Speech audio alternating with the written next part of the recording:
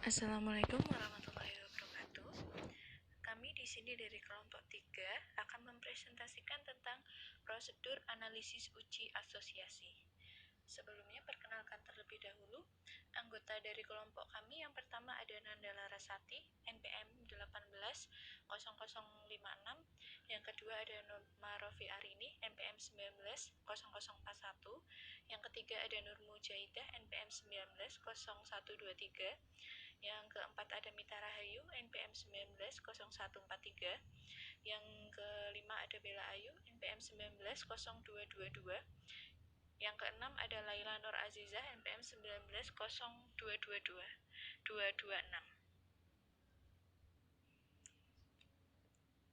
Pengertian uji asosiasi.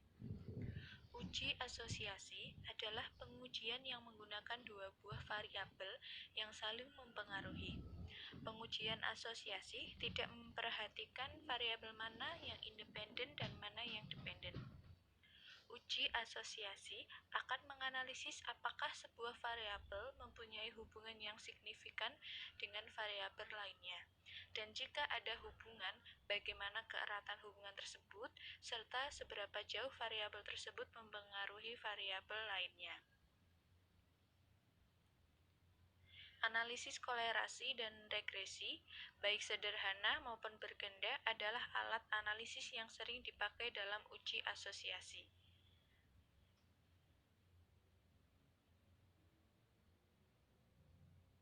Hubungan asosiasi antara dua variabel atau lebih.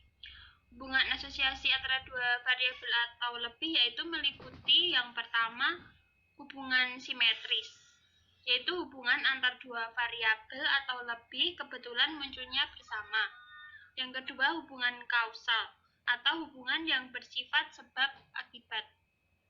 Dan yang ketiga yaitu hubungan timbal balik atau hubungan interaktif, atau bisa disebut juga hubungan yang saling berpengaruh. Untuk mencari hubungan antara dua variabel atau lebih dilakukan dengan menghitung kolerasi antar variabel yang akan dicari hubungannya. Kolerasi merupakan angka yang menunjukkan arah dan kuatnya hubungan antar dua variabel atau lebih. Arah dinyatakan dalam bentuk hubungan positif atau negatif, sedangkan kuatnya hubungan dinyatakan dalam besarnya koefisien kolerasi. Hubungan dua variabel atau lebih dikatakan positif bila nilai suatu variabel ditingkatkan, maka akan meningkatkan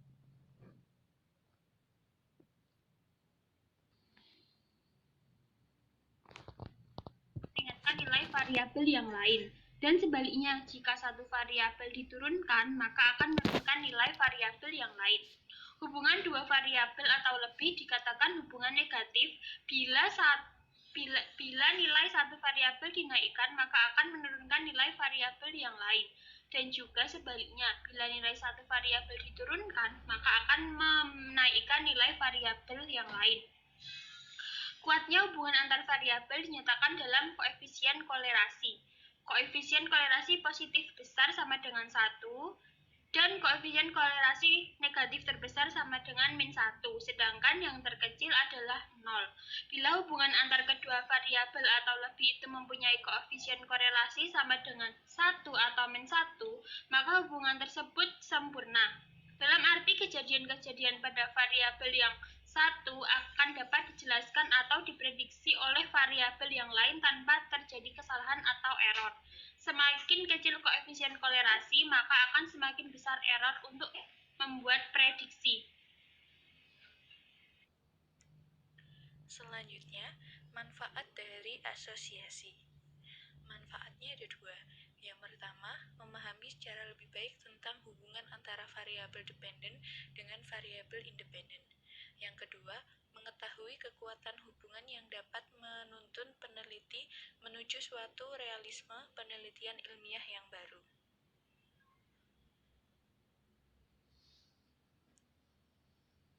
Selanjutnya, pengujian asosiasi parametrik. Pengujian parametrik menggunakan data interval atau rasio dan harus memenuhi asumsi sebagai berikut. Yang pertama, hubungan dua buah variabel harus linear. Yang kedua, mempunyai distribusi normal, bivarian atau bivariate normal distribution, yaitu kedua data diambil secara random dari populasi dan keduanya secara bersama-sama mempunyai distribusi normal. Selanjutnya yaitu pengujian asosiasi parametrik. Untuk statistik yang pertama yaitu person atau product moment. Untuk keterangannya yaitu untuk variabel kontinu linier yang berhubungan. Yang kedua, correlation ratio atau eta untuk data nonlinier atau untuk mengkorelasi efek utama dengan variabel dependen yang kontinu. Yang ketiga, biserial. Keterangannya yaitu asosiasi variabel kontinu dengan variabel dikotomi dengan asumsi keduanya berdistribusi normal. Yang keempat, partial correlation, melibatkan tiga variabel, menghubungkan kedua variabel dengan variabel ketiganya dikeluarkan. Yang kelima, multiple correlation, melibatkan tiga variabel, menghubungkan sebuah variabel dengan dua variabel lainnya. Dan yang keenam, regresi linear bivarian, yaitu regresi linear dengan dua variabel, sebuah dependen dan sebuah independen. Pengujian asosiasi parametrik dibagi menjadi 4. Yang pertama, korelasi product moment atau person, yaitu teknik korelasi ini digunakan untuk mencari hubungan dan membuktikan hipotesis hubungan dua variabel bila data kedua variabel berbentuk interval atau rasio, dan sumber data dari dua variabel atau lebih tersebut adalah sama, berbentuk regresi linier, dan data dari setiap variabel berdistribusi normal. Yang kedua yaitu korelasi ganda. Korelasi ganda atau multiple correlation merupakan angka yang menunjukkan arah dan kuatnya hubungan antara dua variabel independen secara bersama-sama atau lebih dengan satu variabel dependen. Simbol korelasi ganda adalah R. Korelasi ganda untuk dua variabel independen dan satu dependen. Dan yang ketiga yaitu korelasi parsial. Korelasi parsial digunakan untuk menganalisis bila peneliti bermaksud mengetahui pengaruh atau mengetahui hubungan antara variabel independen dan dependen, di mana salah satu variabel independennya dibuat tetap atau dikendalikan. Jadi, korelasi parsial merupakan angka yang menunjukkan arah dan kuatnya hubungan antara dua variabel atau lebih. Setelah satu variabel yang diduga dapat mempengaruhi hubungan variabel tersebut tetap atau dikendalikan. Dan yang terakhir yaitu regresi linear bivariat, yaitu ketika mengambil nilai pengamatan X untuk mengestimasi atau memprediksi nilai Y pasangannya, prosesnya disebut sebagai prediksi sederhana. Ketika digunakan lebih dari 1X, maka hasilnya adalah suatu fungsi prediktor berganda. Prediksi sederhana dan berganda dibuat dengan menggunakan teknik yang disebut analisis regresi.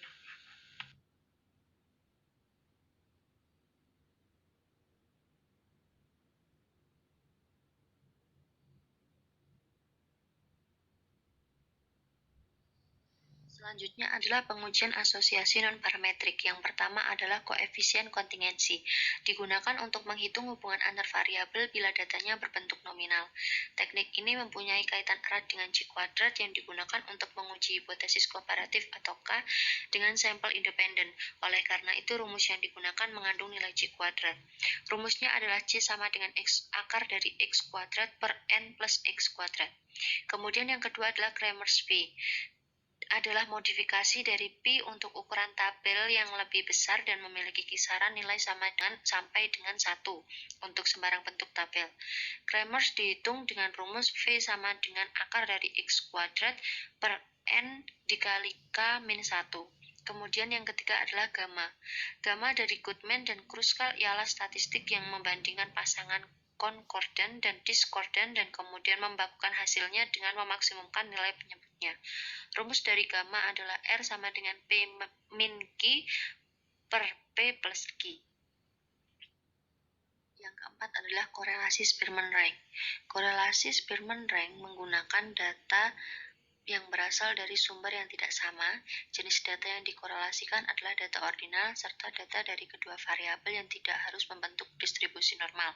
Jadi korelasi Spearman-Rank adalah bekerja dengan data ordinal atau berjenjang atau ranking dan bebas distribusi. Rumus dari korelasi Spearman-Rank adalah ρ sama dengan 1 min 6 sigma D1 pangkat 2 per N dikali N pangkat 2 min 1. Kemudian yang kelima adalah korelasi kendal tau. Korelasi kendal tau dapat digunakan untuk mencari hubungan dan menguji hipotesis antara dua variabel atau lebih bila datanya berbentuk ordinal atau ranking. Korelasi kendal tau dibagi menjadi dua, yaitu statistik tau B dengan rumus RB sama dengan P min Q per akar dari N dikali N min 1 per 2 sama dengan TX dikali N dikali N min 1 per 2 sama dengan TY. Kemudian yang kedua adalah statistik tau C yang memiliki rumus RC sama dengan 2M dikali P min Q per N pangkat 2 dikali M min 1. Statistik tau B adalah perbaikan gamma yang mempertimbangkan pasangan senilai, sedangkan statistik tau C adalah penyesuaian lainnya untuk hubungan P min Q dari statistik gamma. Yang terakhir adalah statistik D-Summer. Statistik D-Summer menggunakan konsep pasangan konkordan diskordan. Kegunaan dari statistik ini adalah kemampuannya dalam mengkompresiasi nilai ranking yang sama dan menyesuaikan arah variabel terikat. Rumus dari statistik D-Summer ada 3. Yang pertama adalah D-Summer sama dengan P min Q per N dikali N min 1 min TX TY dibagi 2.